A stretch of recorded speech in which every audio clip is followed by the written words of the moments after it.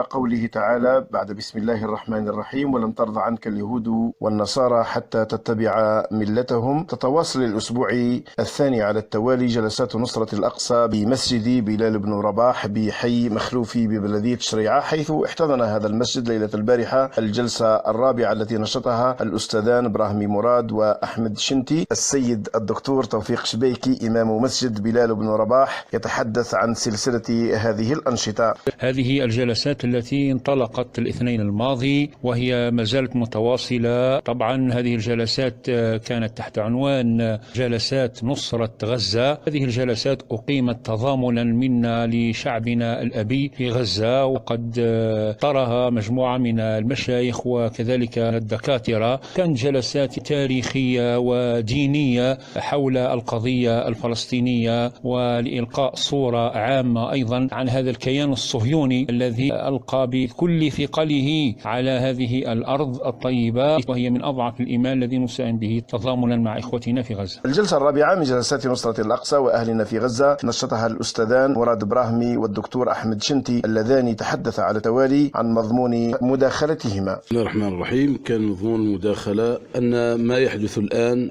إنما هي أحداث تاريخية تعاد بصيغة أخرى، وأنه ينبغي على المسلم أن ينصر إخوانه، وأقل ما ينصرهم به أن ينصرهم بنفسه وفي دينه بإقامة شعائر الله سبحانه وتعالى في دينه، وأن ينصرهم بالدعاء، فإن الدعاء سلاح عظيم جدا، فهذا أقل حقوق إخواننا في غزة. بالنسبة للمحاضرة الثانية التي تطرقنا فيها إلى الصلات التاريخية بين الشعبين الفلسطيني والجزائري والمغربي بصفة عامة، فضلا على العلاقات الجزائرية الفلسطينية التي تجسدت من خلال المشاركة في الثورات التي قادها الفلسطينيون مثل الثورة الفلسطينية الكبرى 1936-1939، وانتهاء بمقاومتهم ومشاركتهم في نكبة 48، فضلا على دور جزائر الاستقلال من الرئيس بن بلة رحمة الله عليه، الذي كان دائما ما يردد أن الاستقلال الجزائري لا يزال منقوصا ما لم تتحرر فلسطين، والذي جاء من بعده الرئيس بومدين صاحب المقولة المشهورة: نحن مع فلسطين ظالمة ومظلومة. وفيما يلي انطباعات أحد رواد مسجد بلال بن رباح على هامش اختتام الجلسة الرابعة. في هذه الجلسات اللي الحمد لله الدكاترة قاموا لنا دروس فيما يخص فلسطين، فيما يخص نصر فلسطين. نحن مع فلسطين ظالمة ومظلومة، نحن مع إخواننا وأبنائنا وفي فلسطين، فتحيا فلسطين، تحيا فلسطين، المجد والخلود لدى الأبرار. لقناتي على اليوتيوب راسلكم أحمد بوقر.